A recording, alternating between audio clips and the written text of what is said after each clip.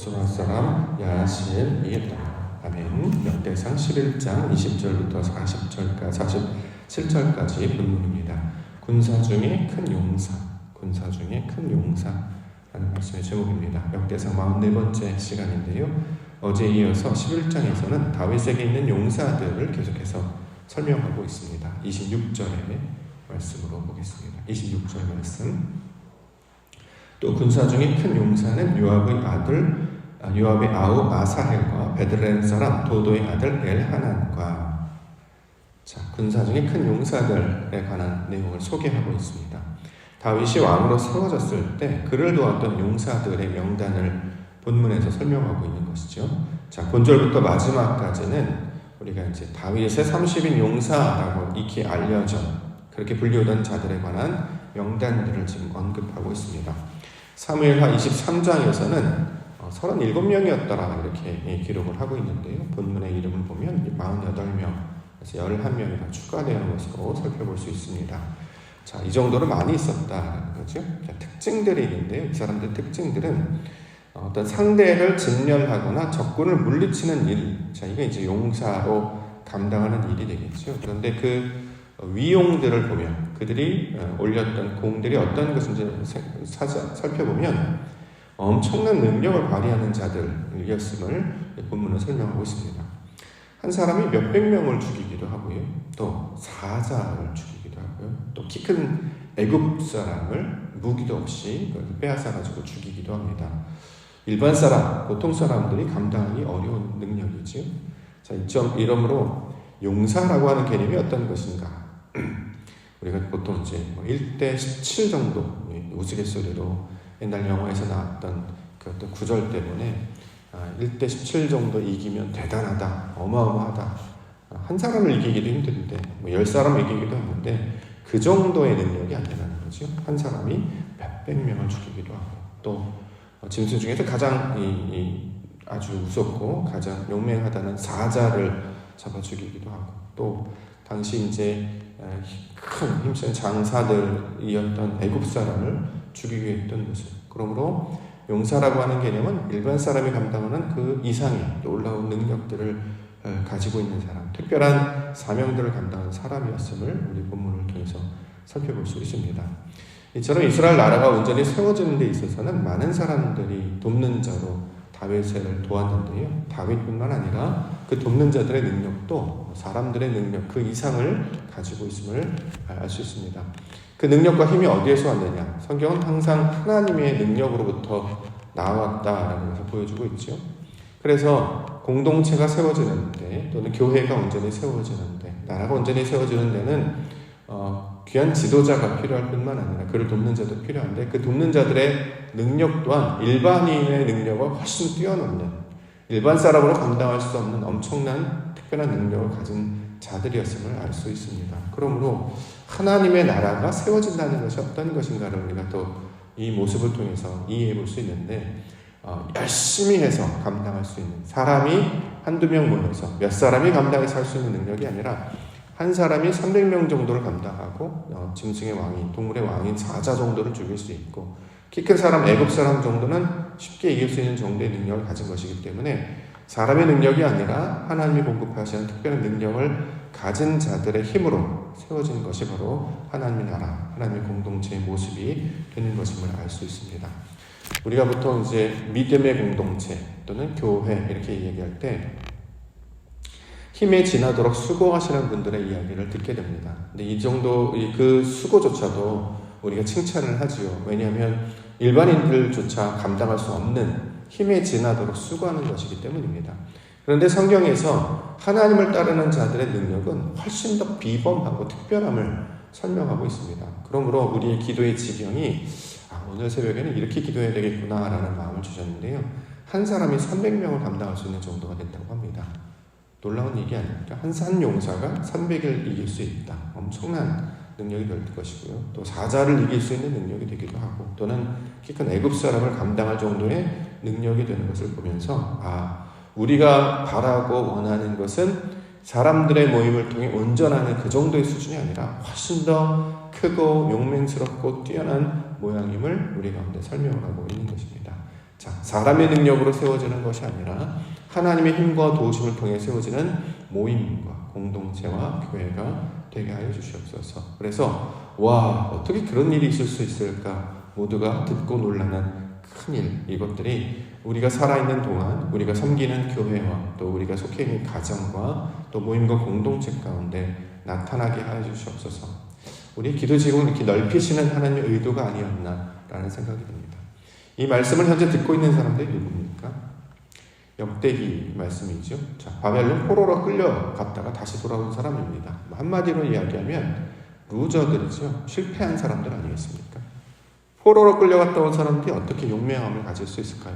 또 용맹하다고 하는 것, 우리가 특별한 능력을 발휘합시다, 힘을 냅시다 라고 하면 그런 어떤 패배자의 마음, 열패감, 열등감에 사로잡혀져 있는 사람들에게 좀 더 힘을 내세요. 이 정도도 잘하는 것입니다. 정도도 말하기가 쉽지가 않을 텐데 오늘 본문의 내용들은 그 이상의 능력들을 다시 한번 듣게 하심으로 우리가 원래 가지고 있었던 용맹함이 어디에서 왔는가, 우리가 하나님께서 세우신 용사들의 모양이 어떠한 모양까지 나타나는가를 보여줌을 통해서 우리의 믿음의 분량, 또 우리가 추구해야 되는 기도의 지경이 얼마나 넓고 높고 깊고 능력이 있는지 우리 가운데 설명하는 부분으로 이 내용을 받을 수 있을 것입니다. 우리 기도의 지경이 한번 넓어지기 위해서 이렇게 한번 기도해보지요. 하나님, 본문에 등장하는 큰 용사들처럼 우리 믿음의 분량도 큰 용사들과 같이 하나님이 하시는 일을 능히 감당할 수 있는 정도의 분량으로 넓혀 주시옵소서. 지경을 넓히시고 감당할 힘을 주시고 특별히 이를 통해 사람들의 몇몇의 힘을 도와서 세워지는 공동체 그 이상의 하나님께서 세우셨습니다. 누구도 여기에 이의를 달 수 없는, 모두가 다 무릎 꿇고 모두가 다 한 마음으로 그것에 인정하는 그런 하나님의 공동체에 세워지게 해주시옵소서. 이렇게 기도 가운데 나아가시며 또 그런 역할을 감당하시는 우리 믿음의 큰 용사들 되시기를 주의 이름으로 축원합니다. 본문의 내용들을 살펴보겠습니다. 첫 번째는 300명을 죽인 자 설명하고 있는데요. 20절, 21절. 20절과 21절. 요압의 아비새는 그 3명 중 우두머리라 그가 창을 휘둘러 300명을 죽이고 그 3명 가운데 이름을 얻었으니 그는 둘째 3명 가운데 가장 뛰어난 그들의 우두머리가 되었으나 첫째 3명에게는 미치지 못하리라. 자, 아비새라고 하는 사람이 있었어요. 근데 그가 창을 휘둘러 300명을 죽였다. 근데 그것도 어마어마한 능력 아닙니까? 한 사람이 300명. 1차 세계대전, 2차 세계대전 때 엄청난 공을 세웠던 전투병, 또 전쟁의 영웅들 해도 기껏해야 몇백 명, 몇십 명 정도밖에 안 되는데 과거에는 그거보다 훨씬 더 뛰어난 몇백 명을 죽이는 자를 용사로 소개하고 있습니다. 그렇게 많이 공을 세웠음에도 불구하고 첫째 3명에게는 미치지 못한다라고 이야기하죠. 그 앞에 있던 첫째 3명은 훨씬 더 뛰어난 자들이었다라는 것을 설명하고 있습니다. 첫째 3명에 해당하는 사람은 야소부와 엘르아살, 삼마를 가리키는 사람이었는데 이들이 훨씬 더 뛰어난 자들이었고 이들에 따라서 300명을 죽이는 자 아비새의 내용으로 우리 가운데 설명을 하고 있습니다. 중요한 것은 우리가 이걸 역사로 듣고 소위 말하는 전쟁당, 영웅당으로 들어요.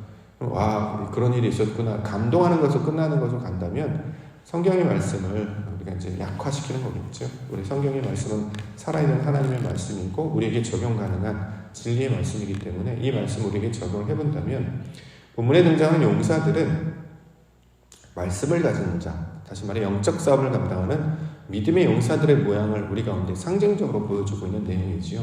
그렇기 때문에 이 믿음의 용사들이 감당했던 적군을 직면하는 것은 우리에게 있어서 하나님의 복음을 해치는, 방해하는 자, 영적으로 질서를 어지럽히고 영적인 회방하는 자들, 이런 것들을 진멸하고 잘라내는 역할로 이 믿음의 용사들의 내용으로 우리가 이걸 받고 있습니다.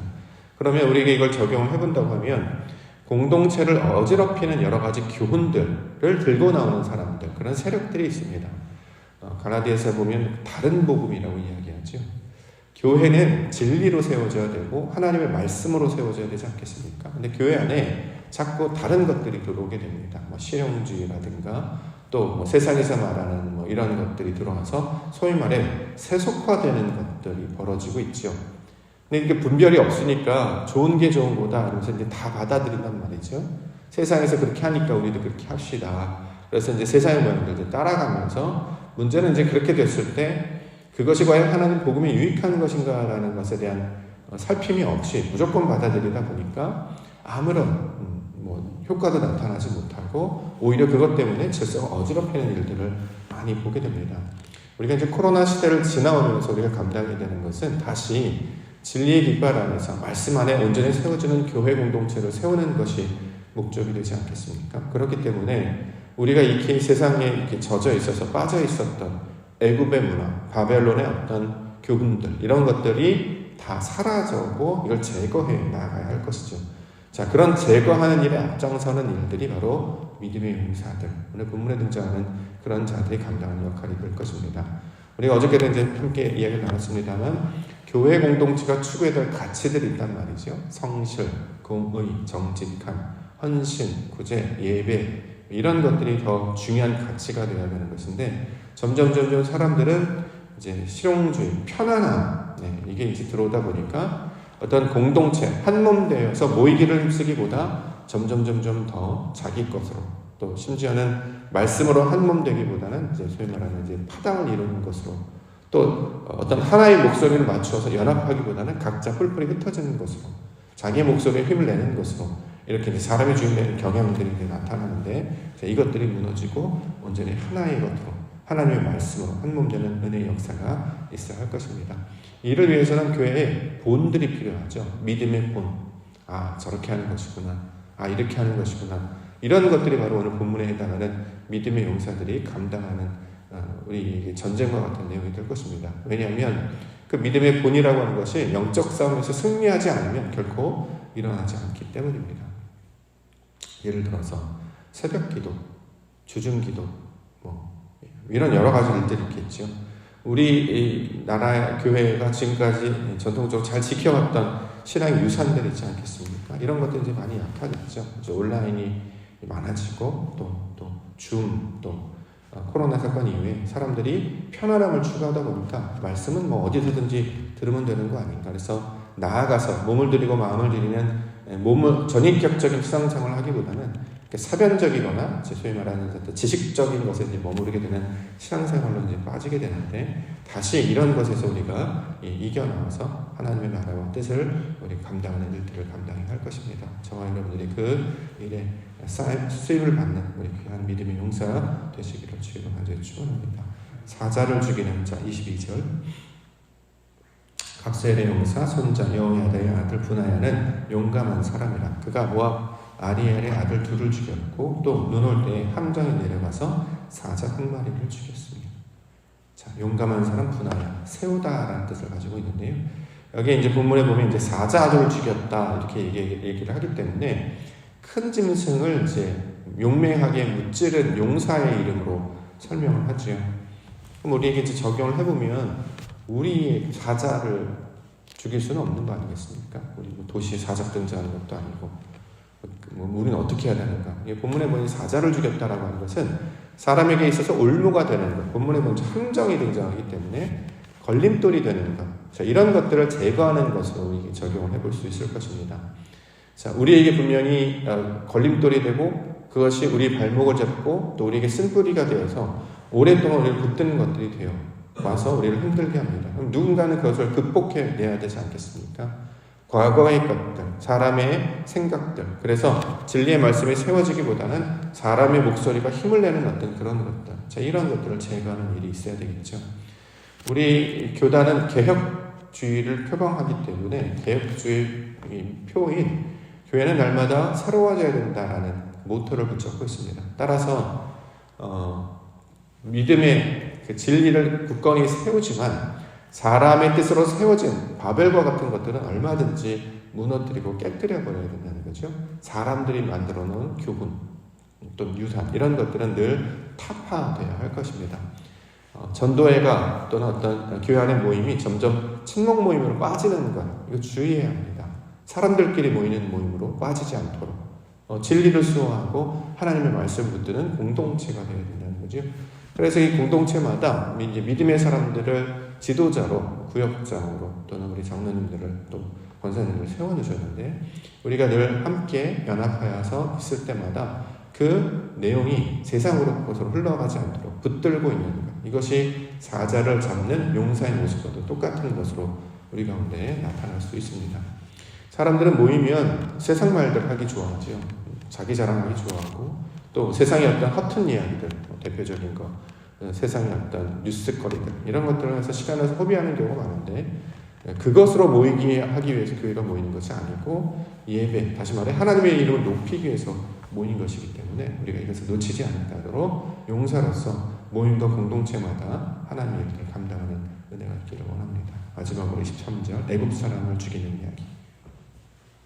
또 키가 큰 애굽 사람을 죽였는데 그 사람의 키가 5규빗이요 그 손에 든 창이 배틀차 같으나 그가 막대기를 가지고 내려가서 그 애굽 사람이 손에서 창을 빼앗아 그 창으로 죽였더라.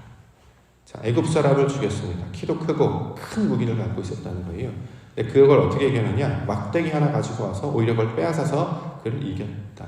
마치 다윗이 골리앗을 쳐서 이겼을 때의 모양과 똑같은 모양을 설명하고 있죠. 하나님이 하시는 일은 사람의 보기에 어떤 힘, 외형, 무기의 어떤 유무, 힘, 능력, 자랑이 있는 것이 아니라 하나님께서 하시는 일, 그 믿음 앞에 달려져 있음을 가리키고 있습니다. 여기서 이제 막대기를 가지고 갔다라고 할 때 이 막대기가 결국 하나님의 지팡이를 가리키고 있는 말이죠.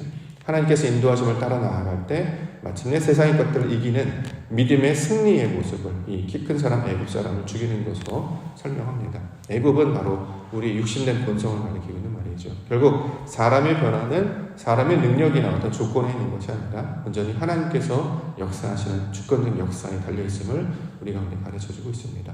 자, 이 마지막 때에 다시 하나님의 백성들을 부르셔서 온전한 공동체를 세우기를 원하시는데 그곳에 저와 여러분들을 용사로 불러주신 줄 믿습니다.